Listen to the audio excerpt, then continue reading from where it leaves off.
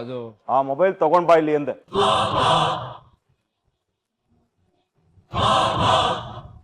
Of ಏನ್ ಮಾಡೋದ್ ಬೇಕಾಗಿಲ್ಲ, ಆ ಫೋನನ್ನ ಇಲ್ಲಿ ತಗೊಂಡ್ ಬಾ ಅಂದೆ.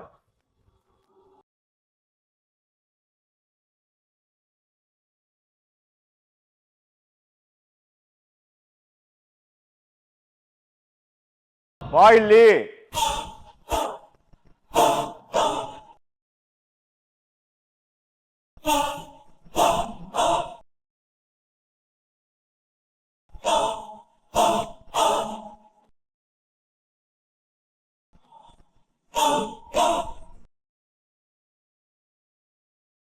ಯಾಕಷ್ಟು ನಿಧಾನಕ್ಕೆ ಬರ್ತಾ ಇದೀಯಾ?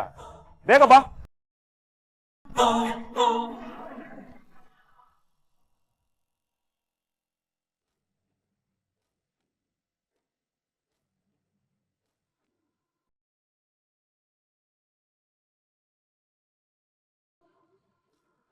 ಮೊಬೈಲ್ ಕೊಡೋದಕ್ಕೆ ಯಾಕೆ ಅಷ್ಟೊಂದು ಹೆದರ್ಕೋತಾ ಇದೆಯಾ?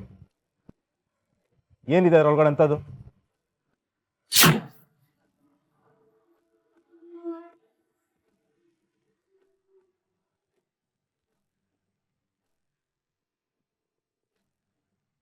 ಕೊಡಿಲಿ ಮೊಬೈಲು.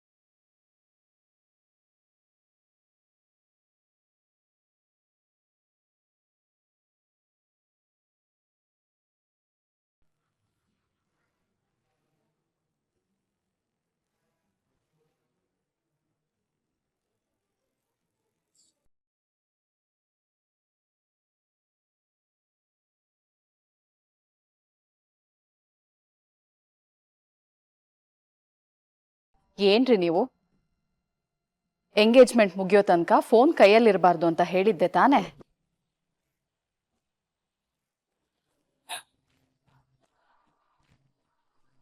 ಈಗ ನಿಮ್ ಮೊಬೈಲ್ ಸಿಗ್ಲಿಲ್ಲ ಅನ್ನೋ ಕಾರಣಕ್ಕೆ ವಿಜಯ್ ಮೊಬೈಲ್ ತಗೊಂಡು ಮಾತಾಡೋದಕ್ಕೆ ಹೊರಟಿದ್ದೀರಾ?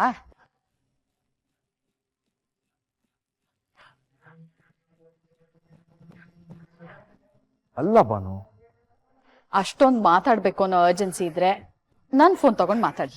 ವಿಷಯ ಅದಲ್ಲ ಬಾನು. ಮನೇಲಿ ಎಲ್ಲರೂ ಇದ್ದೀವಿ, ಒಟ್ಟಿಗೆ ಕುತ್ಕೊಂಡು ಮಾತಾಡ್ಬೋದು, ಏನಾದ್ರು ಚರ್ಚೆ ಮಾಡ್ಬೋದು, ತಮಾಷೆ ಮಾಡ್ಬೋದು. ಅದು ಬಿಟ್ಟು ಈ ನಿನ್ ಮಗ ಕುತ್ಕೊಂಡು ಯಾವ್ದೋ ಸಿನಿಮಾ ನೋಡ್ತಾ ಇದ್ದ.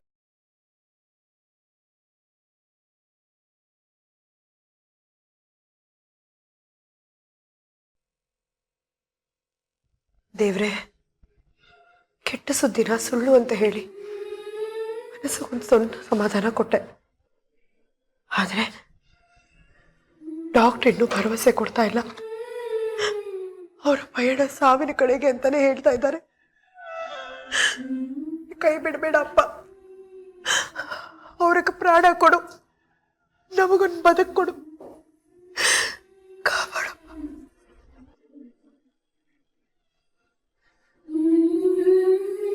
ತಗೋ ದೇವಸ್ಥಾನಕ್ಕೆ ಹೋಗಿ ಬಂದೆ. ಕುಂಕುಮ ಮತ್ತೆ ಪ್ರಸಾದನ. ಯಾಕೆ ಗೀತಾ, ಈ ಕುಂಕುಮ ಅಳಿಸೋಗುತ್ತೆ ಅಂತ ಆ ಕುಂಕುಮ ತಂದಿದ್ಯೇನೆ? ಹಾಗಲ್ಲ ಅಮ್ಮ, ಇದು ದೇವ್ರ ಪ್ರಸಾದ, ಅಪ್ಪಂಗೆ ಏನೂ ಆಗ್ಬಾರ್ದು ಅಂತ. ಅಂದ್ರೆ ನಿನಗೂ ಭಯ ಬಂದಿದ್ಯಾ? ನಿಮ್ಮಪ್ಪ ಬದುಕಲ್ಲ ಅಂತ ನಿನಗೂ ಅನ್ನಿಸ್ತಿದ್ಯಾ? ಹೇಳೇ ಗೀತಾ, ನಿಮ್ಮಪ್ಪ ಬದುಕಲ್ವೇನೆ? ಮಾತಾಡೆ.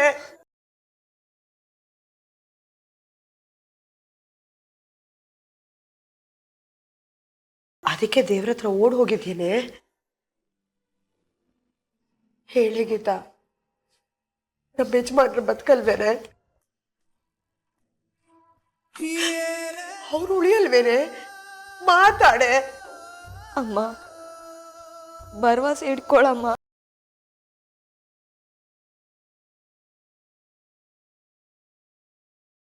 ಇಟ್ಕೊಂಡಿದ್ದೆ ಕಣೆ, ನಿನ್ನ ಮೇಲೂ ನಂಬಿಕೆ ಇಟ್ಕೊಂಡಿದ್ದೆ.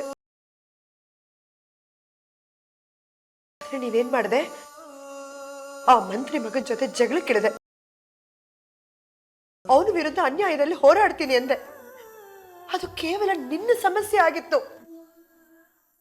ಆದ್ರೆ ಅದರ ಪರಿಣಾಮ ಯಾರ ಮೇಲೆ ಆಗ್ತಿದೆ ಹೇಳು?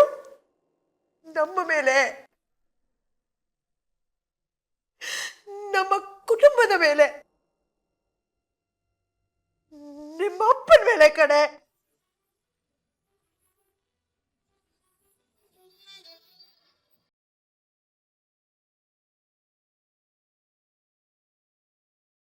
ಅದೆಲ್ಲ ಮುಗ್ದೋದ್ ಕತೆನಮ್ಮ. ಅದೆಲ್ಲ ಬಿಡು, ಈ ಕುಂಕುಮ ಇಟ್ಕೊಳಮ್ಮ.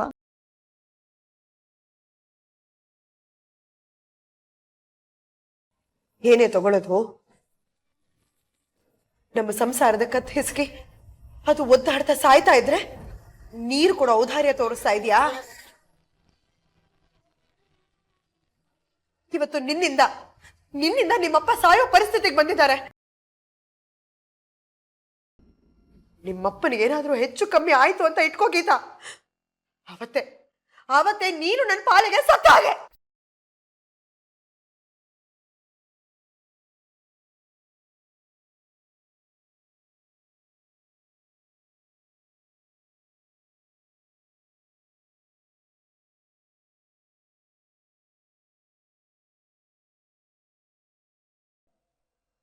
ಮೊಬೈಲ್ ಇಲ್ಲದೆ ಎಷ್ಟು ನೆಮ್ಮದಿಯಾಗಿರ್ಬೋದು ಅನ್ನೋ ಸುಖನ ನಾನು ಅನುಭವಿಸ್ತಾ ಇದ್ದೆ. ಆ ಸಂತೋಷ ಹೇಗಿರುತ್ತೆ ಅಂತ ಇವನು ಹೇಳೋದಿಕ್ಕೆ ಹೊರಟಿದ್ದು.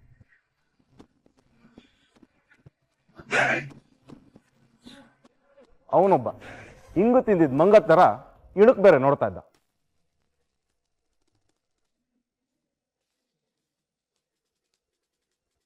ಒಂದು ಮಣ ಜನ ಇರೋ ಈ ಮನೇಲಿ ಮೌನ ಆವರಿಸ್ಕೊಂಡಿದೆ ಅಂತಂದ್ರೆ ಅದಕ್ಕೆ ಕಾರಣ ಮೊಬೈಲ್. ಎಲ್ರೂ ಅವ್ರವ್ರ ಮೊಬೈಲಲ್ಲಿ ಮುಳುಗೋಗಿರ್ತಾರೆ. ಇವತ್ತು ಒಂದು ಮಗು ಊಟ ಮಾಡಬೇಕು ಅಂತಂದ್ರೆ ಅದ್ರ ಮುಂದೆ ಒಂದು ಮೊಬೈಲ್ ಇರಬೇಕು.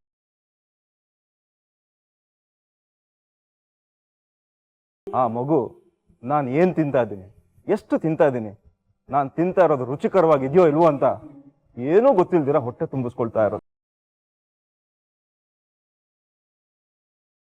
ಅಷ್ಟೇ ಅಲ್ಲ ಬಾವುಜಿ, ಪುಟ್ಟ ಮಕ್ಕಳೆಲ್ಲ ಹೊರಗಡೆ ಆಟ ಆಡೋದು ಬಿಟ್ಟು ಮನೇಲಿ ಒಂದು ಮೂಲೆಯಲ್ಲಿ ಗೊತ್ತು ಮೊಬೈಲಲ್ಲಿ ಇತ್ತ ಕಡೆಯಿಂದ ಬಾ ಹತ್ತ ಕಡೆಯಿಂದ ಶೂಟ್ ಮಾಡುವಂತವೆ. ಅದೇನ್ ಮಾಡ್ತಾವ ನಂಗೆ ಗೊತ್ತಿಲ್ಲ.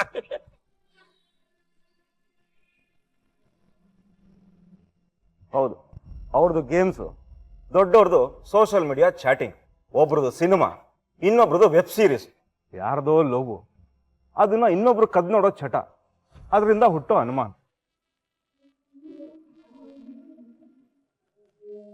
ಹೀಗೆ ಮನೇಲಿರೋರೆಲ್ರೂ ಒಂದೊಂದು ದಿಕ್ಕಲ್ಲಿ ಮೊಬೈಲ್ ಹಿಡ್ಕೊಂಡು ಮುಳುಗೋಗ್ಬಿಟ್ರೆ ಮನೇಲಿರೋ ಲವಲವಿಕೆನ ಸಾಯಿಸ್ಬಿಡ್ತಾರಷ್ಟೆ. ನಿಜ ರೀ, ನಾನು ಇಷ್ಟು ಯೋಚನೆ ಮಾಡಿರ್ಲಿಲ್ಲ. ಇವತ್ತಿಂದ ನಾನು ಈ ಮನೇಲಿ ಒಂದು ರೂಲ್ ಮಾಡ್ತಾ ಇದ್ದೇನೆ.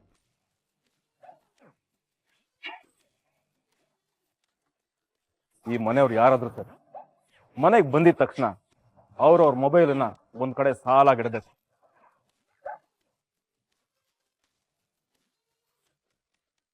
ಅವ್ರಿಗೆ ಯಾವುದೇ ಫೋನ್ ಬರ್ಲಿ ಅಲ್ಲೇ ಬಂದು ಮಾತಾಡ್ಬಿಟ್ಟು ಮತ್ತೆ ವಾಪಸ್ಸು ಅಲ್ಲೇ ಇಟ್ಬಿಟ್ಟು ಹೋಗ್ಬೇಕು. ಮನೆಯಲ್ಲಿ ನಿಮ್ಮ ಜೀವನ ಮನೆಯವ್ರ ಮುಂದೆ ಇರ್ಬೇಕೆ ಹೊರತು ಸಮಾಜದ ಮಧ್ಯೆ ಅಲ್ಲ.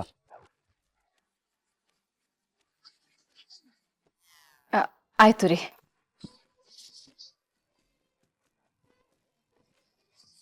ಎರಡು ದಿವಸದಿಂದ ನಾನು ಮೊಬೈಲ್ ಮುಟ್ತಿರೋ ಕಾರಣ ನಾನು ಎಷ್ಟು ನೆಮ್ಮದಿಯಾಗಿದ್ದೀನಿ ಗೊತ್ತಾ? ಆ ನೆಮ್ಮದಿ ನಿಮ್ಮೆಲ್ರಿಗೂ ಸಿಗಲಿ ಅಂತ. ಲ್ಯಾಂಡ್ಲೈನ್ ಇದ್ದಾಗ ಮನೆಯವ್ರನ್ನೆಲ್ಲ ಒಂದು ಕಡೆ ಸೇರಿಸ್ತಾ ಇತ್ತು. ಅದೇ ಮೊಬೈಲ್ ಬಂದ್ಮೇಲೆ ಎಲ್ರೂ ಬೇರೆ ಬೇರೆ ಮಾಡ್ಬಿಡ್ತು. ಅದು ಹಾಗಾಗ್ಬಾರ್ದು.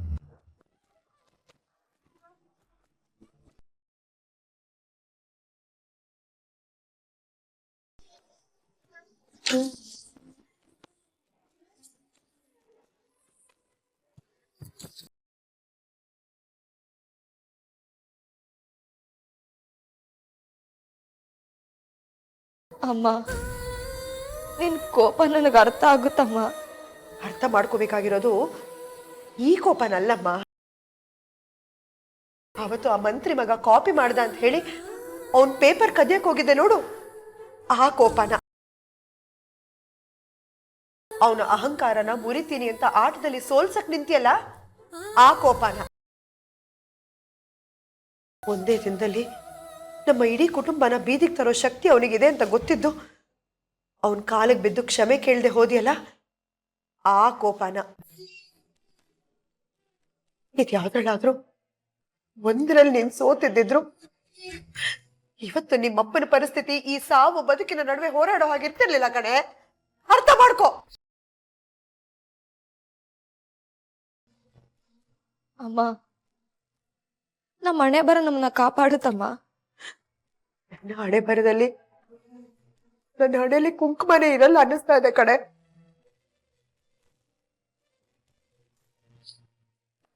ಡಾಕ್ಟರ್ ಹೇಳ್ತಿದ್ದಾರೆ ನಮ್ಮ ಪ್ರಯತ್ನ ನಾವು ಪಡ್ತಿದ್ದೀವಿ, ಅವ್ರು ಉಳಿಯೋದು ಅನುಮಾನ, ಯಾವುದಕ್ಕೂ ಸಿದ್ಧವಾಗಿರಿ ಅಂತ ಹೇಳ್ತಿದ್ದಾರೆ. ನಾನೀಗೇನೇ ಮಾಡ್ಲಿ ಗೀತಾ?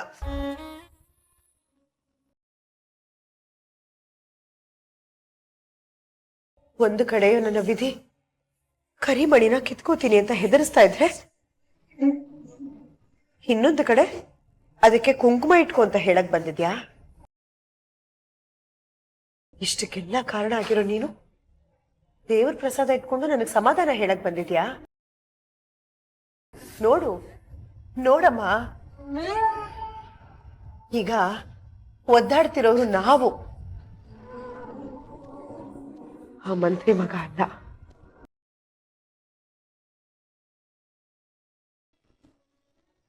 ಹೆಣ್ಣೆತ್ತಿದ್ಯಾ ಅಂತ ದಿನ ಅವ್ರು ನನ್ನ ಚುಚ್ಚಿ ಮಾತಾಡ್ತಿದ್ರು. ಅದನ್ನೆಲ್ಲ ನಾನು ಸಹಿಸ್ಕೊಂಡಿದ್ದೆ. ನೀನು ಓದ್ಬೇಕು ಅಂದಿದ್ದಕ್ಕೆ ಅವರ ಕೋಪಕ್ಕೆ ಒಗ್ಗಿ ಬಿದ್ದು ಸಹಿಸ್ಕೊಂಡು ನಿನ್ನ ಕಾಲೇಜ್ಗೂ ಕಳಿಸ್ಕೊಟ್ಟೆ. ಆದ್ರೆ ಇವತ್ತು ನನ್ನ ಪರಿಸ್ಥಿತಿ ನೋಡಿ ಎಲ್ಲಿ ಬಂದು ನಿಂತಿದೆ.